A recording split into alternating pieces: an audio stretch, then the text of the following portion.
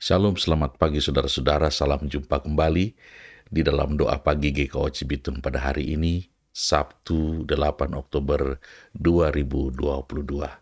Senang sekali bisa berjumpa dengan saudara-saudara dan saya percaya kita semua walaupun belakangan ini sering hujan, tapi tetap sehat karena kita percaya semua dilindungi oleh Tuhan. Hari ini mohon maaf karena satu dan lain hal, saya tidak bisa membacakan daftar nama yang ada di live chat. Mudah-mudahan minggu depan saya dapat membacakannya kembali, tetapi kita tetap mendoakannya. Saya berharap kita semua dapat mengerti dan menerima itu. Saudara-saudara, kita akan memulai doa pagi kita hari ini. Saya mengajak kita semua untuk bersaat teduh.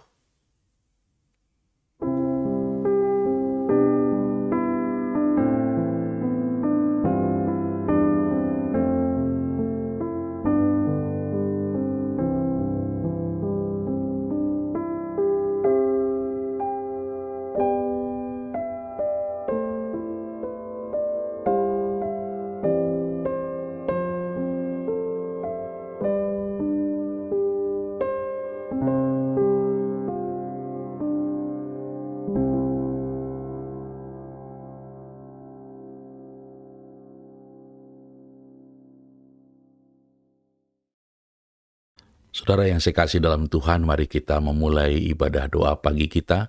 Mari kita menyanyi Allah hadir bagi kita.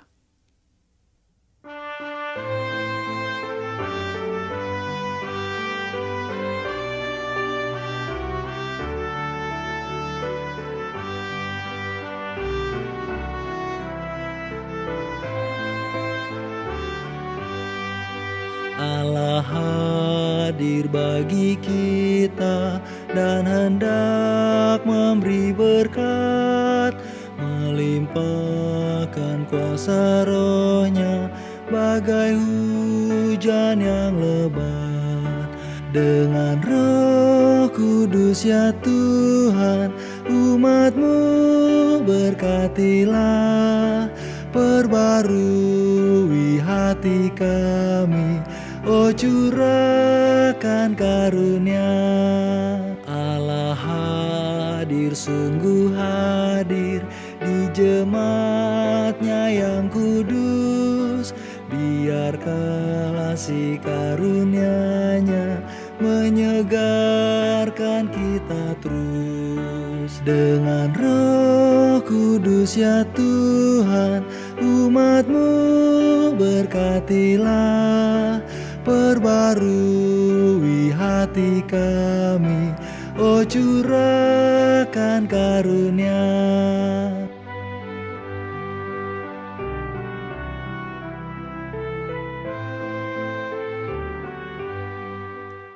Bapa, kami mengucap syukur pagi hari ini, jika kami diberi waktu, diberi hari yang baru. Pagi ini dalam doa pagi kami berdoa, biarlah ibadah doa pagi hari ini, dari awal hingga akhirnya, jadi di dalam nama Allah Bapa, Anak dan Roh Kudus. Amin. Saudara-saudara, kita akan mendengarkan firman Tuhan, kita mengangkat lagu Nama Yesus Berkumandang.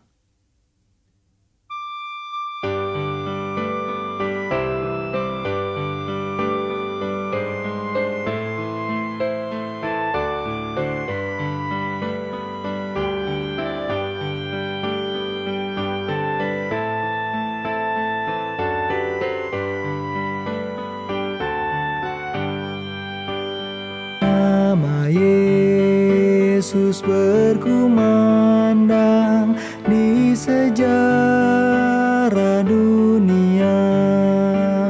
Nama Yesus menyampaikan damai dan bahagia. Hai dengarkan panggilannya dan tinggalkan dosamu.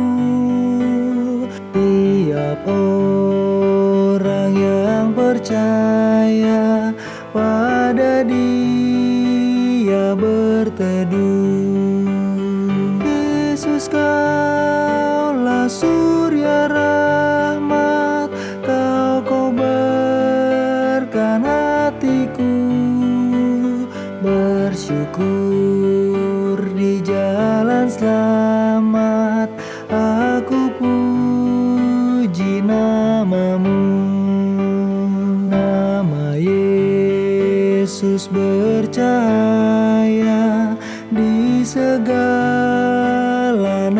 negeri dalam terang penghiburannya, pengharapan berseri. Nama itu mengenyahkan kegelapan dunia. Kuasa dosa dikalahkan olehnya lah kasih-Nya. Yesus, Kaulah surya rahmat, Kau kobarkan hatiku, bersyukur di jalan selamat, aku puji nama-Mu.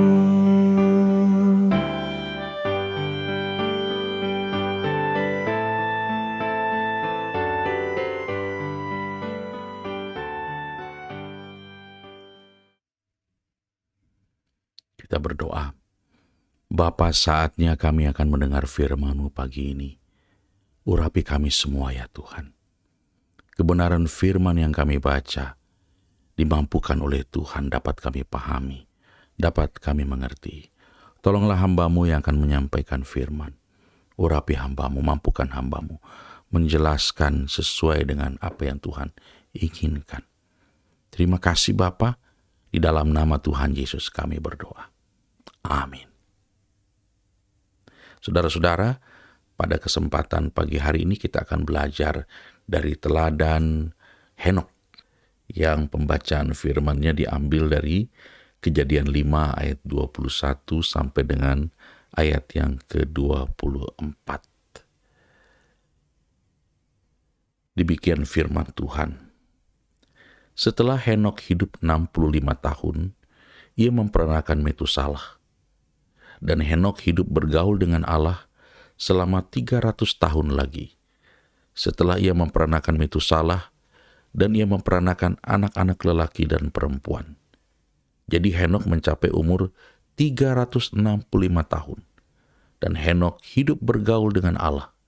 Lalu ia tidak ada lagi, sebab ia telah diangkat oleh Allah. Demikianlah firman Tuhan. Saudara-saudara yang dikasihi oleh Tuhan, Henok disebut oleh Alkitab sebagai orang yang bergaul dengan Allah. Pertanyaan kita sekarang adalah, apakah orang-orang sezamannya tidak ada yang seperti dia? Jawabannya, tidak. Kalau ada pun nanti, yaitu Nuh, orang yang sama kualitasnya, orang yang juga bergaul dengan Allah. Masa-masa di mana Henok berada, banyak mereka yang tidak lagi percaya kepada Tuhan. Terutama keturunan Kain yang menjauh pelan-pelan dari Tuhan. Sehingga munculnya Henok begitu menonjol. Bahkan kalau dibanding dengan zaman sekarang, saudara, juga cukup menonjol. Karena jarang orang bertindak atau berprinsip seperti Henok di masa-masa kini. Saudara yang dikasihi oleh Tuhan, apakah bedanya Henok dengan kita kalau begitu? Apakah Henok lebih kudus? Henok lebih punya otoritas? Atau dia lebih diurapi? Pertanyaan-pertanyaan seperti ini seolah ingin memberikan gambaran bahwa Henok itu jenis manusia yang berbeda dengan manusia lainnya. Karena ada hal-hal khusus yang mungkin Tuhan taruh di dalam hidupnya. Ternyata tidak begitu, saudara-saudara. Karena pada dasarnya tidak ada bedanya Henok dengan kita. Sama seperti Perjanjian Baru menceritakan tentang Elia. Elia juga adalah manusia biasa yang sama dengan kita. Henok demikian, adalah manusia biasa, sama dengan kita. Tidak separuh Allah. Dia sama dengan kebanyakan manusia lainnya di dunia ini. Makan, minum, bertumbuh, dan menjadi tua. Tapi memang nasib Henokh akhirnya berbeda, karena Henokh memakai jalur khusus ketika Tuhan memanggil dia kembali ke pangkuannya. Tapi soalnya bukan itu. Soalnya adalah ada kualitas yang dimiliki oleh Henokh yang tidak dimiliki oleh banyak orang. Hal itu bukan karena dia setengah dewa, tapi dia punya hati yang kualitasnya berbeda dengan kebanyakan hati manusia zaman dulu maupun zaman sekarang. Henokh memiliki beberapa keunggulan, saudara-saudara. Keunggulan Henokh yang pertama, Henokh adalah seorang pria beriman. Yang mengatakan Henokh adalah pria beriman adalah penulis surat Ibrani dalam Ibrani 11 ayat yang kelima, di mana firman Tuhan berkata, karena iman Henokh terangkat supaya ia tidak mengalami kematian dan ia tidak ditemukan karena Allah telah mengangkatnya. Sebab sebelum ia terangkat, ia memperoleh kesaksian bahwa ia berkenan kepada Allah. Ibrani 11 ayat 5 mencatat, karena iman. Jadi betul, salah satu keunggulan Henokh adalah orang ini hidup dengan imannya. Sama seperti Ibrani 11 di bagian-bagian lain, ada Abraham, ya, ada Nuh, ada tokoh-tokoh Alkitab lain yang walaupun penuh dengan kekurangan dan kelemahan, mereka bisa membuktikan bahwa mereka juga hidup karena iman. Selanjutnya, saudara, kualitas Henokh yang berikutnya atau yang kedua, Henokh itu memiliki prioritas dalam hidupnya, yaitu bergaul dengan Allah. Kalau kita ajukan pertanyaan, adakah saudara dan saya punya prioritas itu? Jangan-jangan baru datang di gereja, sejam 2 jam sudah nggak betah. Karena kita punya prioritas lain yang mungkin bagi kita lebih membahagiakan di luar sana. Sementara kalau di gereja, menjemukan. Apalagi kalau ngomong soal hal-hal yang rohani. Rasanya itu mah urusan pendeta sama penatua sajalah. Kita mah umat biasa. Sehingga begitu habis kebaktian, buru-buru salaman, buru-buru kabur. Tetapi kemudian begitu baca Henokh, lalu kita bilang, Henokh mah beda sama kita. Kenapa? Henokh mah mungkin setengah malaikat. Jawabannya salah. Henokh manusia biasa, di awal tadi kita sudah bilang. Tapi dia punya hati yang menempatkan Tuhan atau bergaul dengan Tuhan sebagai prioritas. Saudara-saudara, kalau kita membutuhkan bukti, maka yuk kita lihat. Dari ayat 22 sampai ayat 24, Alkitab mencatat Henokh hidup bergaul dengan Allah itu 2 kali. Seolah-olah 1 kali saja tidak cukup. Ini menunjukkan betul-betul Henokh menempatkan pergaulannya dengan Allah sebagai hal yang dicatat di kitab Kejadian sebagai prioritas.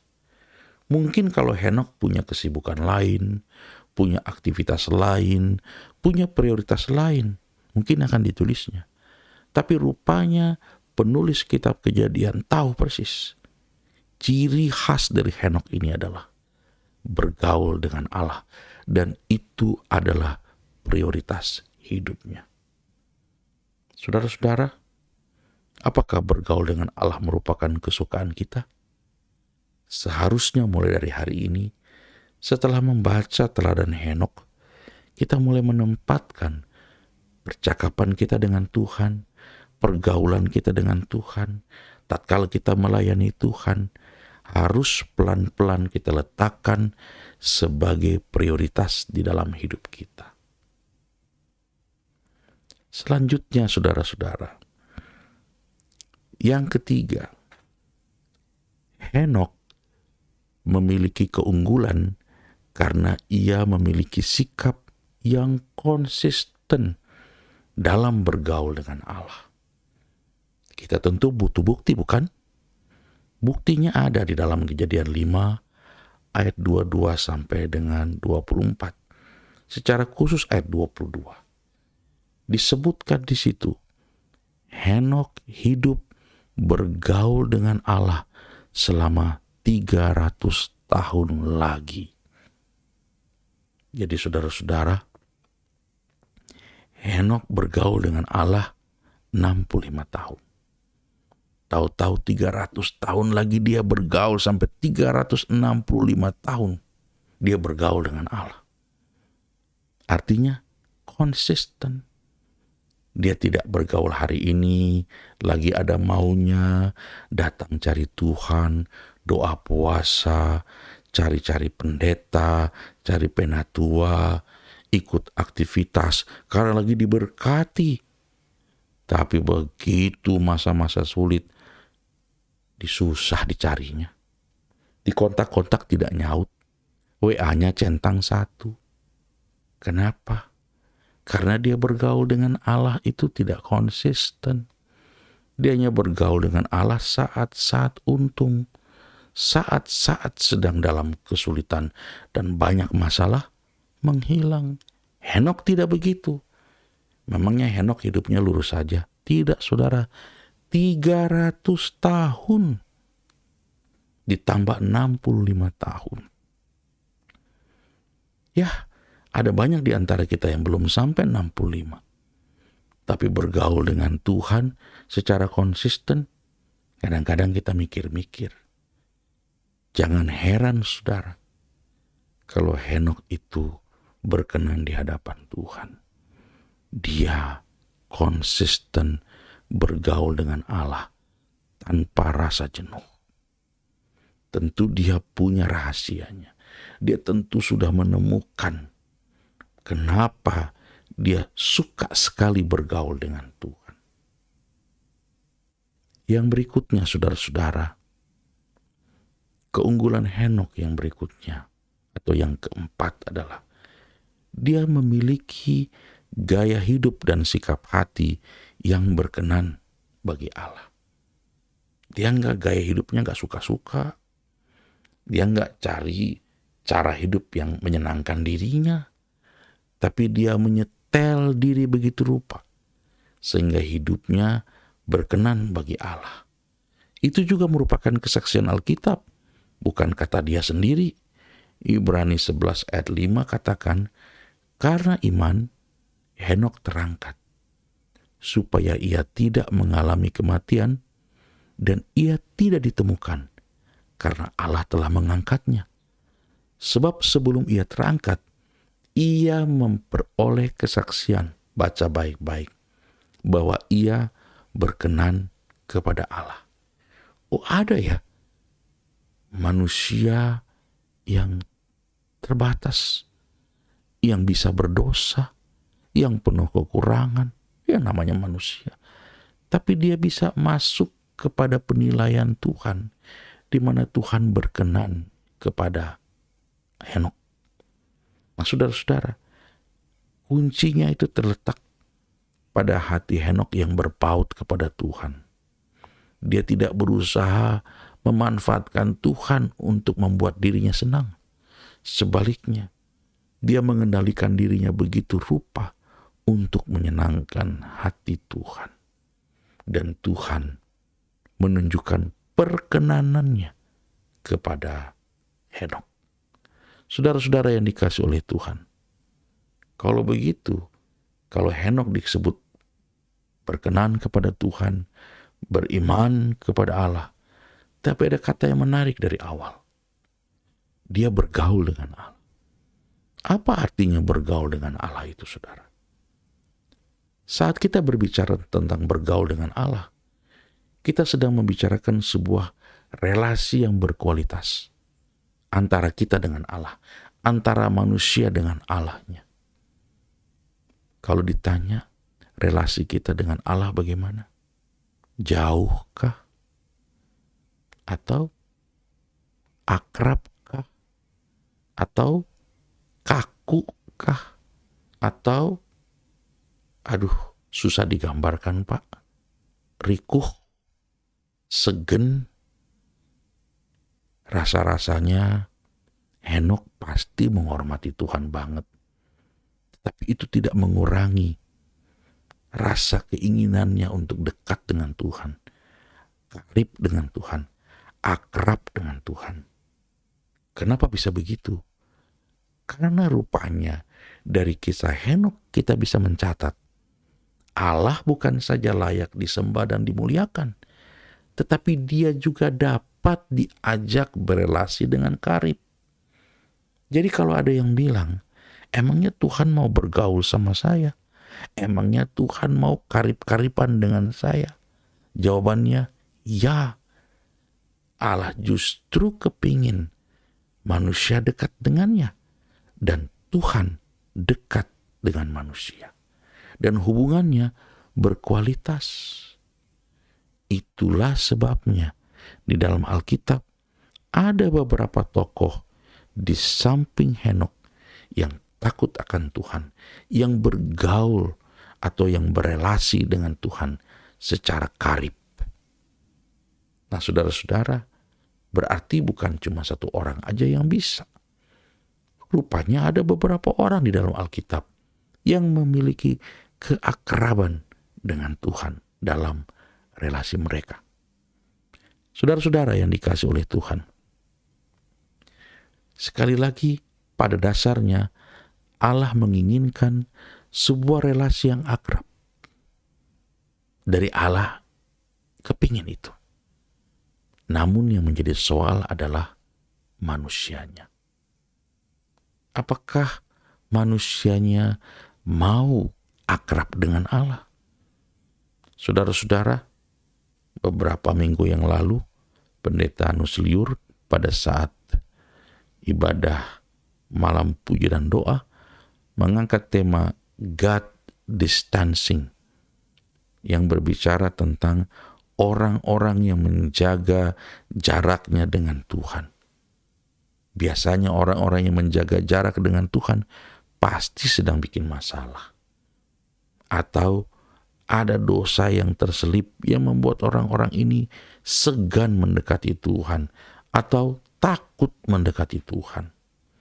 Tapi kalau orang yang datang kepada Tuhan dengan terbuka, dan kalau ada dosa dan salah diakui dan minta dibereskan, percaya orang itu tidak akan lagi takut mendekati Tuhan. Tetapi dia justru memiliki keberanian iman untuk mendekati Tuhan. Sudah dikatakan, dari Allah, Allah ingin akrab dengan kita. Soalnya ada pada kita. Apakah kita mau menyambut keinginan Tuhan untuk akrab dengan Dia? Dalam Mazmur 25 ayat 14, bergaul karib. Ya, itu khususnya spesialisasi dari orang yang takut akan Dia. Jadi Tuhan bergaul karib dengan orang yang takut akan Dia. Tuhan gak bergaul karib dengan semua orang. Tuhan hanya bergaul karib dengan orang yang takut akan Dia. Dan perjanjiannya diberitahukannya kepada mereka. Nah, sekarang mungkin tadi sudah dibilang bahwa ada orang-orang di luar Henok yang juga bergaul dengan Allah. Nah, karena itu, apa sih tanda seseorang itu bergaul dengan Allah? Baik yang ada di dalam Alkitab maupun yang kita refleksikan dalam kehidupan kita sebagai manusia modern. Yang pertama, saudara, yang pertama adalah ia takut akan Allah. Tuhan bergaul karib dengan orang yang takut akan Dia. Mazmur 25 ayat 14. Tuhan tidak bergaul karib dengan orang yang tukang melanggar, dengan orang yang tidak mau taat, dengan orang yang memberontak. Tuhan tidak akan bergaul karib dengan mereka. Tuhan bergaul karib dengan orang yang takut akan Dia. Oh, berarti dalam hal ini, melalui firman Tuhan ini, kita jadi tahu dong Pak, bahwa Henokh pasti takut akan Dia. Tentu. Karena rumusnya Tuhan sudah bilang, Dia hanya mau bergaul karib dengan orang yang takut akan Dia. Orang yang menghormati Tuhan. Orang yang menaati perintahnya. Jadi tanda seseorang akrab atau bergaul dengan Allah, ia pasti takut akan Allah. Tanda yang kedua, saudara-saudara, ia peka terhadap pimpinan Allah. Tahu dari mana nih? Masih di ayat yang sama. Tuhan bergaul karib dengan orang yang takut akan Dia. Dan perjanjiannya diberitahukannya kepada mereka. Oh, orang-orang yang diajak akrab dengan Allah, Tuhan memberitahu rahasia-rahasianya. Sehingga orang-orang ini menjadi peka kepada apa yang Tuhan kehendaki, peka terhadap pimpinannya Tuhan. Karena apa? Mereka diberitahu. Diberitahu artinya mereka tahu. Karena Allah sendiri yang menyampaikannya. Jadi orang-orang yang peka terhadap Tuhan, pasti orang-orang itu takut akan Tuhan. Pasti orang-orang itu bergaul karib dengan Tuhan. Jangan dikit-dikit bilang Tuhan bilang, Tuhan bilang, Tuhan bilang. Ternyata kita lihat bahwa hidupnya tidak bergaul karib dengan Tuhan. Saya meragukan ucapan itu. Tapi bila mereka bergaul karib dengan Tuhan, mereka juga gak gampang-gampang ngomong begitu di depan orang. Mereka tahu Tuhan sudah bicara, tapi mereka tidak memamerkannya. Tuhan tadi bicara dengan saya. Ini kata Tuhan langsung. Tidak. Mereka akan menasihati orang memakai firman Allah. Mereka tidak mencuri kemuliaan Allah. Ingat, Henokh bergaul karib dengan Allah bukan karena dia yang tepuk dada dan bercerita, saya akrab dengan Allah. Tidak. Tetapi penulis kitab Kejadian yang mencatat. Yang ketiga, saudara-saudara. Tanda bahwa seseorang bergaul dengan Allah. Ia hidup benar dan tidak bercela. Orang yang akrab dengan Allah selain Henokh adalah Nuh. Dalam Kejadian 6 ayat 9 dikatakan di sini, inilah riwayat Nuh. Nuh adalah seorang yang benar dan tidak bercela di antara orang-orang sezamannya. Dan Nuh itu hidup bergaul dengan Allah. Nah, ini petunjuk baru lagi nih, yang saya percaya kualitas ini juga dimiliki oleh Henokh. Tadi saya sebutkan, Henokh pasti unik dibanding orang sezamannya. Kenapa? Karena rupanya sebagaimana Nuh, pasti Henokh juga hidup benar dan tidak bercela, alias penuh pengendalian diri. Nggak ikut-ikutan apa kata dunia, nggak mudah terperosok kepada godaan-godaan hawa nafsu, sehingga dia jaga hidupnya. Dia jaga kekudusan. Sama seperti Daniel di Babel ketika diundang oleh raja menikmati makanan raja. Mereka bilang, tidak. Kami makan sayur-sayuran saja. Karena apa? Karena Daniel dan kawan-kawan hidup benar dan tidak mau bercela di antara orang-orang sezaman. Jadi tanda seseorang bergaul dengan Allah, hidupnya itu benar dan tidak bercela. Bukan berarti mereka tidak bisa bikin salah. Bisa. Tapi mereka selalu bangun dan berusaha dengan serius memperbaiki kesalahan itu. Karena bagi mereka, berkenan di hadapan Allah itu jauh lebih penting daripada menyenangkan hati mereka sendiri. Yang keempat, saudara-saudara, ia taat kepada Allah. Orang yang bergaul karib atau bergaul akrab dengan Allah pasti taat kepada Allah. Nah, saudara perhatikan bagaimana Nuh dalam Kejadian 6 ayat 22. Lalu Nuh melakukan semuanya itu tepat seperti yang diperintahkan Allah kepadanya. Tepat seperti yang diperintahkan Allah. Artinya dia taat. Dan taatnya itu presisi luar biasa. Demikianlah dilakukannya. Jadi kalau ada orang yang mengatakan, saya ini sahabatnya Allah, saya ini karibnya Allah, tanya, dia taat enggak? Karena Injil Yohanes pasal 14 mencatat bahwa orang yang mengasihi Allah pasti menaati firman-Nya. Yang terakhir, saudara-saudara, ciri atau tanda kelima seseorang bergaul dengan Allah. Dia beribadah kepada Allah. Dan ibadahnya itu sebagai prioritas. Dan dia memiliki kerinduan kepada Allah. Dia menanti-nantikan Allah. Dia punya rasa haus akan Allah. Mazmur 5 ayat 4 ditulis oleh orang yang akrab dengan Allah. Tuhan, pada waktu pagi, artinya di kesempatan pertama dalam hidup. Pada waktu pagi, Engkau mendengar seruanku. Pagi-pagi hari ada orang yang sudah berdoa. Pada waktu pagi aku mengatur persembahan bagimu.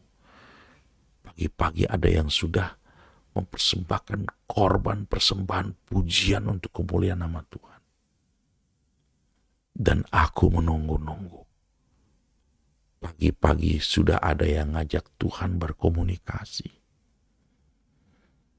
Nah, orang-orang yang akrab dengan Allah pasti melakukan hal ini. Mereka yang tidak akrab dengan Allah menganggap, apaan sih pagi-pagi ribet banget. Tapi kalau mereka ada urusan, pagi-pagi udah meluncur kemana-mana. Coba kalau ada orang yang bilang, mau kemana sih pagi-pagi, ribet banget. Saudara, kalau orang memprioritaskan Tuhan, tidak ada yang ribet. Sekalipun mungkin kelihatan ribet, bagi dia ini prioritas. Prioritas untuk siapa? Untuk Tuhan. Karena itu saudara-saudara, teladan dari Henokh jangan hanya berhenti dalam sebuah rasa kagum atau menganggap ini sebagai materi khotbah yang bisa kita sampaikan kemana lagi. Jangan berhenti sampai di situ.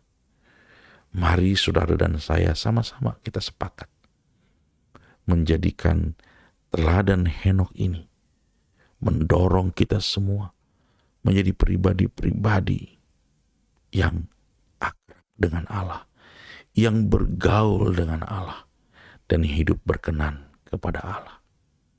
Kiranya Tuhan memberkati saudara dan saya senantiasa. Amin.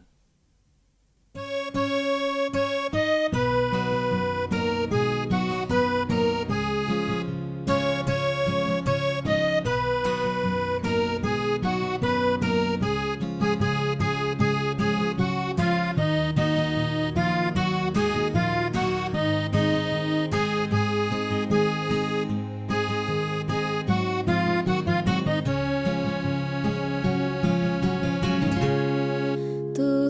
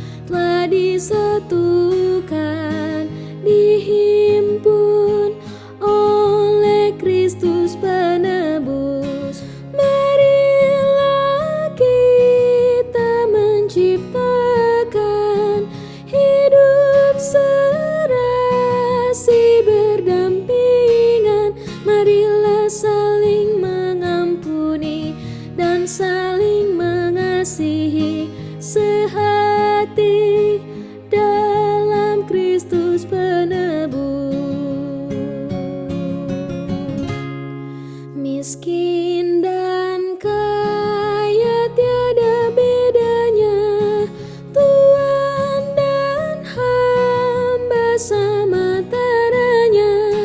Lelaki perempuan harkatnya, janganlah kita membedakannya, sebab semuanya di mata Tuhan setara, satu di dalam iman. Marilah kita menciptakan hidup serasi berdampingan. Marilah saling mengampuni dan saling mengasihi, sehati dalam Kristus penebus.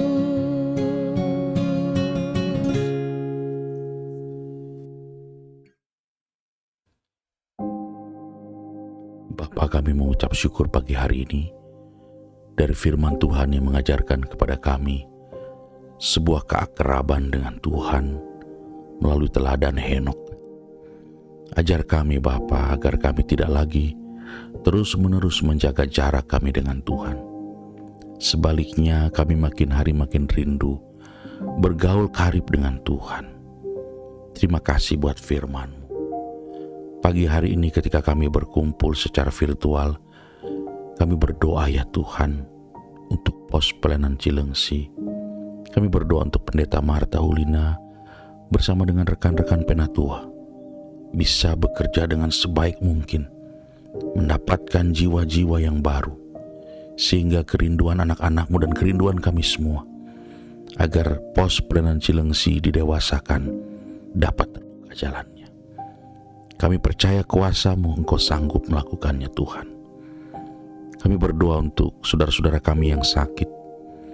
Kami tetap bawa Ibu Elizabeth Maak, Ibu Maria Syahbandar, Ibu Tabarat Buruh Tagalung, Ibu Erliana Barus, Ibu Aseng Panjaitan, Ibu Delvi Tambunan, Bapak Untung Murdiono, Bapak Daniel Maradona, Bapak Yohanes Purba, Ibu Rotua Siltonga, Bapak Jeheskel Besi, Ibu Penundang Tambunan, dan juga Pendeta Hermanus Laelu.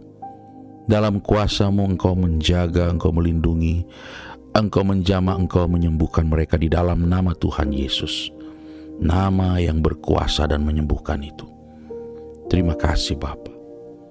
Di kesempatan ini juga Tuhan kiranya memberikan penghiburan kepada keluarga almarhum Bapak Gaspar Semanulang. Tuhan, penghiburan yang sejati ada pada mereka. Mereka masih di kampung halaman dan waktu dekat mereka akan kembali ke tengah-tengah kami di Cibitung. Kiranya Tuhan menyertai. Kami juga berdoa untuk anggota keluarga yang bekerja jauh dari keluarganya. Kami bawa Bapak Alvaret Silitonga, Bapak Partohonan Panjaitan, Bapak Filemon Benu, Saudara David Manurung, Saudara David Panggabean, dan Saudara Leo Butar-Butar. Kiranya Tuhan menjaga melindungi mereka di tempat yang jauh dari keluarga. Mereka kuat, mereka bisa bekerja sebaik-baiknya karena Tuhan semata-mata. Kami berdoa juga untuk yang sedang mengandung Ibu Nova Sinaga Purba. Kiranya Tuhan menjaga dan melindungi kandungannya. Biarlah apa yang anak-Mu alami melalui proses mengandung, Tuhan jaga, Tuhan pelihara sampai pada saat melahirkan dalam keadaan selamat. Kami juga bawa anak-anak Tuhan yang bertugas di rumah sakit maupun di klinik. Ibu Dewes Pakpahan, Ibu Adeline Laia, Ibu Marlin Sinurat, Ibu Lisna Sinaga, Saudara Daniel Sirait, Saudara Nelly Manurung, Saudari Royana, dan Ibu Rista Tampu Bolon. Tuhan Yesus memberkati anak-anak-Mu. Tuhan pakai mereka menjadi alat-Mu bagi mereka yang sakit. Jemaat Tuhan yang sedang mencari pekerjaan, jemaat Tuhan yang mencari pasangan hidup, jemaat Tuhan yang rindu memperoleh keturunan. Ya Tuhan, bukakan jalan buat anak-anak-Mu Bapa. Kami berdoa secara khusus untuk panitia HUT GKO Cibitung ke-35 yang terus bekerja. Tuhan memberkati upaya mereka, Tuhan memberkati dana yang mereka kumpulkan, Tuhan memberkati rencana dan acara-acara yang mereka buat. Secara khusus turnamen bulu tangkis yang pada hari ini akan mencapai final, Tuhan kiranya menyertai seluruh penyelenggaraannya sampai dengan akhirnya. Kami juga tetap berdoa untuk Sinode GKO, kiranya Tuhan menolong agar ada proses yang baik buat kami semua di dalam gerejamu ini. Kami juga berdoa untuk semua yang ada di live chat yang tidak kami dapat sebutkan satu persatu. Biarlah Tuhan memberkati semua yang sudah menulis namanya. Allah Maha Mengetahui. Tuhan membukakan jalan buat hidup mereka. Inilah doa kami Bapa, di dalam nama Tuhan Yesus yang sudah mengajar kami berdoa. Bapa kami yang di sorga, dikuduskanlah namamu. Datanglah kerajaanmu, jadilah kehendak-Mu di bumi seperti di sorga. Berikanlah kami pada hari ini makanan kami yang secukupnya, dan ampunilah kami akan kesalahan kami, seperti kami juga mengampuni orang yang bersalah kepada kami. Dan janganlah membawa kami ke dalam pencobaan, tetapi lepaskanlah kami daripada yang jahat. Karena Engkau-lah yang mempunyai kerajaan, dan kuasa, dan kemuliaan, sampai selama-lamanya. Kini arahkanlah hati dan pikiran Bapak Ibu Saudara kepada Tuhan, terimalah berkat-Nya. Tuhan memberkati engkau dan melindungi engkau. Tuhan menyinari engkau dengan wajah-Nya dan memberi engkau kasih karunia. Tuhan menghadapkan wajah-Nya kepadamu dan memberi engkau damai sejahtera.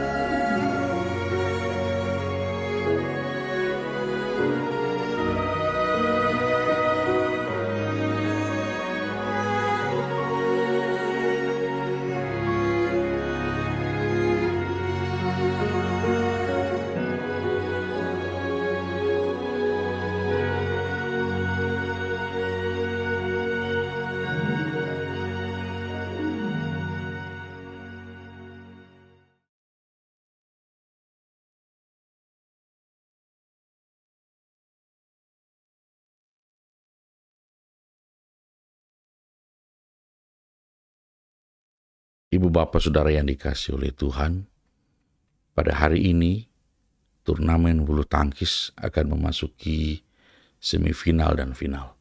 Bagi saudara-saudara, selamat bertanding. Biarlah yang menang tetap membawa semangat bagi mereka yang tidak menang. Dan yang tidak menang, nggak usah baper, tetap bersemangat di dalam Tuhan. Dan saudara-saudara, selamat berlibur hari ini. Sampai berjumpa di minggu yang akan datang. Tuhan memberkati kita semua. Shalom.